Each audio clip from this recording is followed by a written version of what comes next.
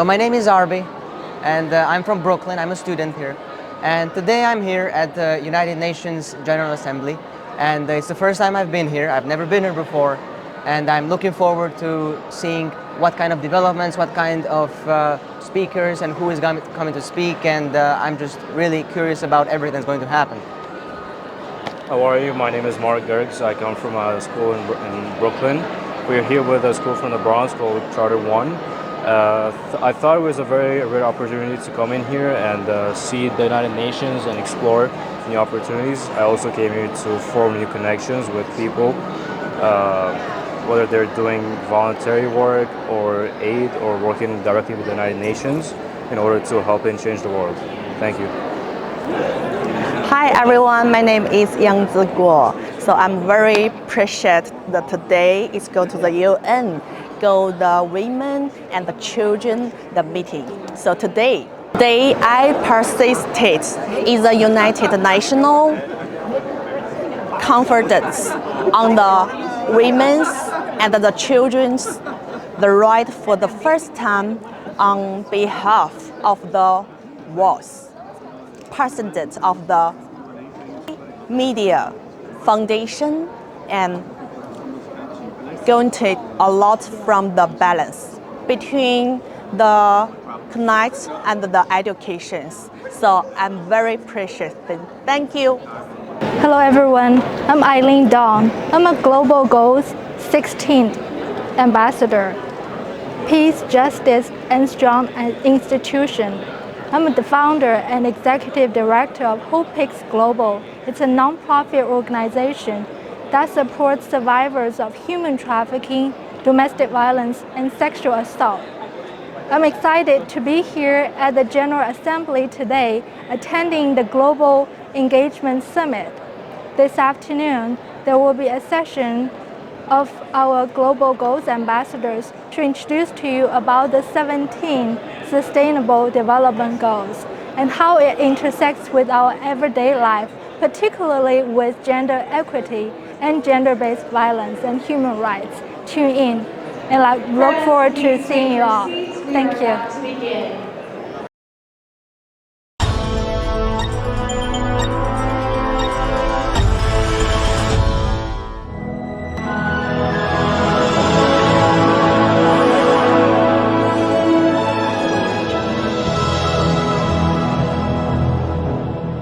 Peace TV reporters have been active at the UN headquarters since 2010, the age of former UN Secretary General Ban Ki-moon. They are often invited to gather pictures and news about high-level meetings and events at the UN headquarters. We usually report live on the scene the events of dozens of countries, including the US, France, the UK, Israel, Germany, Russia, Egypt, Kuwait, Bulgaria, Ukraine, and Morocco, and the EU at the UN headquarters and their residences in New York. Our news reports have, in part, kept the international community up to date with the work of different governments so that people everywhere will know the great efforts and contributions of the UN to world peace, international affairs, and multilateralism. In addition to championing the UN's founding, UNA USA has two other unique connections to the UN. First, we are proud to have had First Lady Eleanor Roosevelt, as one of our earliest members and later a chairperson. Gina, raise your hands. There they are. Lois and Gina will be located outside the GA Hall during the lunch break to share with you the renderings of the monument and how you can support this initiative and keep Eleanor Roosevelt's legacy alive. Speaking of legacy, what will be our legacy as a global community? 80 years from now, how will history answer the questions about our time on this planet? Were we able to get humanitarian aid to those who needed it? Did we protect the Earth's rich diversity? Did we do everything to include young people in decisions about policies that impact them? Did we push for gender equality for girls and women in every aspect of their lives? UNA USA members have always known that our legacy is not only in the hands of leaders that sit in these seats and in government buildings around the world. Our legacy also involves us and everyone in our communities, because it will take a collective action to make positive impact for people and planet. It's also important to note that these global challenges cannot wait for another 80 years. As Eleanor Roosevelt once said, surely in the light of history, it is more intelligent to hope rather than to fear, to try rather than not to try. For one thing we know, beyond all doubt, nothing has ever been achieved by the person who says it can't be done. So thank you once again for being here today and for all the great work you have done to this point, from advocating for full US funding for the UN, to educating your communities about the Sustainable Development Goals, to helping the hungry and the unhoused, just to name a few. Through these actions and more to come, I know the possibility of a great legacy is real. Before I bring up our first guest speaker, I would like to recognize the individuals who made today happen. Thank you to the Global Engagement Summit Planning Committee, who are led by Chair Bettina Hausman and Vice Chair Sanskriti Deva, and Farah Eck, UNA USA Senior Director of Programs and Policies, for their hard work and leadership. Please stand so we all can give you a round of applause.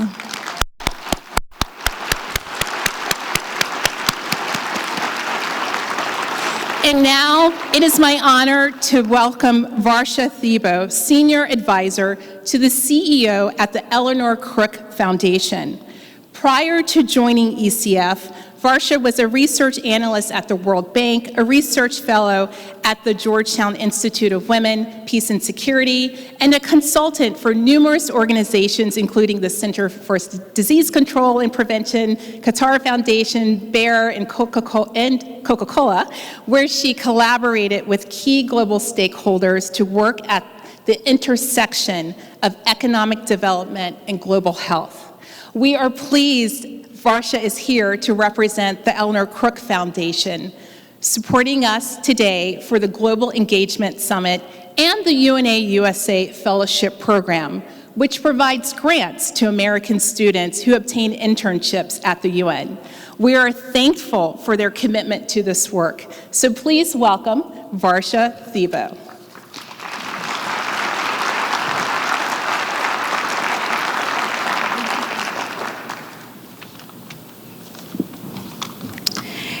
It's an honor to be here at the Global Engagement Summit and to participate today in the mission of UNA USA to inspire, educate, and mobilize. Thank you for the opportunity to address this incredible gathering of changemakers. My name is Varsha Thibault, and I'm a senior advisor at the Eleanor Crook Foundation, also known as ECF.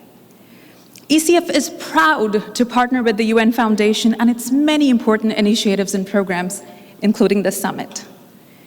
The theme of pushing forward for people and planet is one that ECF believes in deeply, because we believe in taking bold action to achieve great impact. I'd like to tell you a bit about the Eleanor Crook Foundation and our vision for a better world, and maybe share a bit of my story. ECF is a US-based private philanthropy focused exclusively on one cause: eradicating global malnutrition. And we approach this mission with hope, because while there are many problems facing our world that will take years to solve, malnutrition is not one of them. We could end child deaths by malnutrition in our lifetime. And yet, malnutrition remains a global crisis. It is the #1 killer of children worldwide, killing more kids each year than malaria, tuberculosis, and HIV and AIDS combined. Every 11 seconds, a child dies from malnutrition, which means that by the time I'm finished speaking here, malnutrition will have claimed the lives of 30 children. And for those who do survive, malnutrition plays an insidious role in undermining their future. I have a rather intimate understanding of the grip of malnutrition and its tragic impacts on a community. I grew up in an area of Pakistan so remote that until recently it could not even be found with Google Earth. The rural community where I was born suffers tremendously from drought. And as recently as 2021, malnutrition was considered an emergency in my province. Good morning, everyone. What a room. Give yourself a round of applause. Welcome to the UN General Assembly and welcome to the 2024 Global Engagement Summit. I am Elizabeth Cousins. I have the great privilege of leading the UN Foundation, and I am so delighted to see UNA USA in this room and in such force. And a very warm welcome to possibly the youngest member of UNA USA. Somewhere in this room is 5-year-old Elizabeth and her mom Shirley, so welcome to you as well. More than 1,000 of you are here. You're sitting in the seats where delegates from every country on the planet come to debate the issues and decisions that will shape our collective future. From the risks and opportunities of AI, to the climate emergency, to the terrible toll of conflict and crisis in the lives of too many innocent people around the world, to the fight for democratic rights, which this morning's news reminds us again is a persistent struggle. It's clear from looking around this historic hall, Americans from all corners of the country are deeply committed to the UN's mission, its values, and its purpose, and we need champions like you more than ever. It's no secret that the UN and everything it stands for is under pressures like it's never faced in its 80-year history. We're all under pressures like we've never faced, as individuals and as a global community. We're more connected than ever. We're more vulnerable than ever. We have more opportunity than ever, and huge forces of history, technology, nature are bearing down on us and converging in very complex ways that need us to cooperate as never before. Now, it's also no secret that cooperation is harder today than at probably any time in our collective memory. You know, last year people started talking about this concept of the polycrisis, where crises, challenges, and risks seem to pop up every day and need us to act on everything, everywhere, all at once. Well, today I hear people talking more about the idea of permacrisis, where emergencies from climate to conflict could become so endemic that crisis response becomes our new normal. My ask of you is this: continue taking on hard, complex questions. Find common ground with people you disagree with. And even as we deal with this immediate crisis, help us move toward a better future. You have a role to play in advocating for a durable peace, where Israelis and Palestinians live side by side with equal measures of security and dignity in two democratic states of their own. There's another ask I have for you, and it is this: help us shine a spotlight on the uncovered issues of our time: the persecution of Uyghurs in China, the attacks on the fundamental human rights of women and girls in Afghanistan, the horrific conflict in Sudan, which has displaced roughly 8 million people. Late last year, I visited a refugee camp on the Sudanese border and met with young girls who'd fled their homes in search of safety and had to give up their education. One young girl told me that she had lost her ambition. That young girl is just about your age. And but for the accident of time and place, she is no different from you. As you take on positions of power, remember this young girl and so many like her. Thank you very much, dear Elizabeth, and thank you for giving me the opportunity to speak from a podium that I don't usually get to speak from. But most importantly, I have to say it's always a great pleasure to interact with the membership of the UN Association of the US and all of you others who are committed to supporting the ideals of the United Nations, the ideal we strive to achieve every day in our work here, and I know that you strive to achieve every day in your work or wherever you are in the US. To say that we are living in challenging times would be a slight understatement. I think Elizabeth talking about the perma-crises really encapsulates the time that we are living in right now. Just a few days ago, and from this very podium, our Secretary General Antonio Guterres laid out his vision of the world for 2024. He noted that the one thing that is dramatically missing from our lives in all its aspects is peace. Peace in all its dimensions, peace between nations, peace between peoples, peace within societies, and I would say almost most importantly, peace with nature.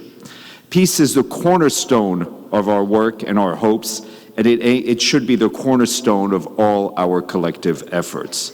And at times like this, when the going gets tough, we look to the future perhaps with a bit of apprehension, that we have to redouble our efforts to live up to the ideals of the Charter of the United Nations, the ideals of the Universal Declaration of Human Rights, and the concrete goals of the Sustainable Development Goals. The cell phone. I know a lot of people, I saw people taking photos up here. Definitely use the hashtag GES 2024 when you post those photos. Shameless plug. And who here has utilized the internet at some point? Yep. All of us. So this conversation is very, very relevant, which is why I'm very excited to have these two experts in technology and the intersection of technology and human rights here with me. Would you like to go ahead and introduce yourselves? Sure. Hi, everyone. It's such a pleasure to be here. My name's Ursula Wijnhoven, and I represent a UN agency called the ITU, the International Telecommunication Union. It's the Agency for Digital Tech, and I'm based here at the UN in New York and represent them at the United Nations. Microbes that fix nitrogen in the soil actually function. We know what the molecule is that does it. If they call it FOMO, it's a very complex molecule. We can diagram it out beautifully, but we don't know how it works. And we should be able to understand that with the kind of quantum computers we should have in a decade or so. And just being able to understand that gives us the possibility to knock off 2%, roughly 1.5 to 2% of the carbon output of humanity. These are not small things, and so I'm really excited about that. So, Ursula, you have a different side of the coin to talk about. Would you like to go into that? Yeah, absolutely. I totally agree that there's so much exciting potential when we're looking at emerging technologies. We did some research, for instance, that looked at the Sustainable Development Goals targets and found that at least 70% of them could be accelerated if we better use digital technologies.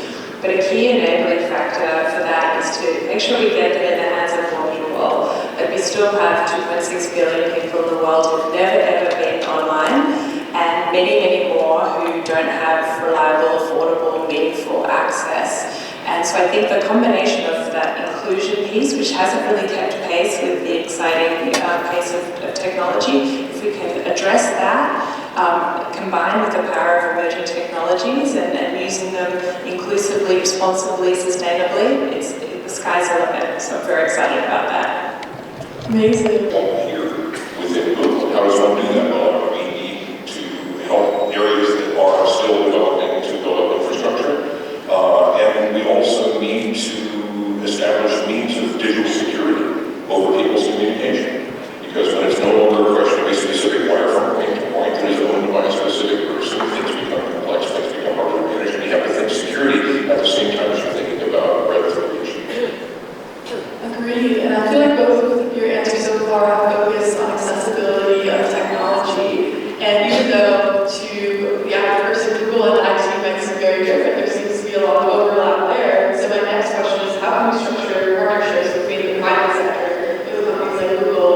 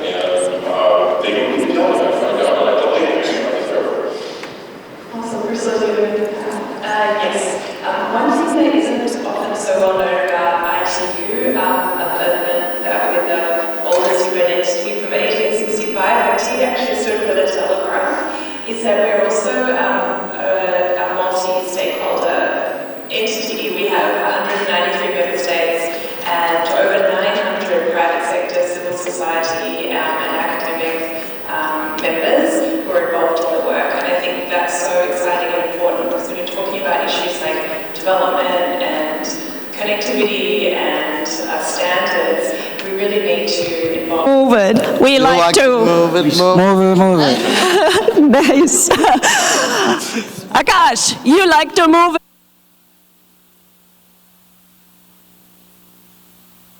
Move it. Come on. I like to move it. We like to move it. Yes, that's the spirit. I like to move it. I like to move it. You like to move it. Yes. I like to move it. I like to move it. You like to move it. I like to move it. You like to move it. We like to move it. Yes. Right. Akash, like what do you do? Move it. Make the announcement. You like You to like what? to move it. Hey. And we, come on. So we're moving it.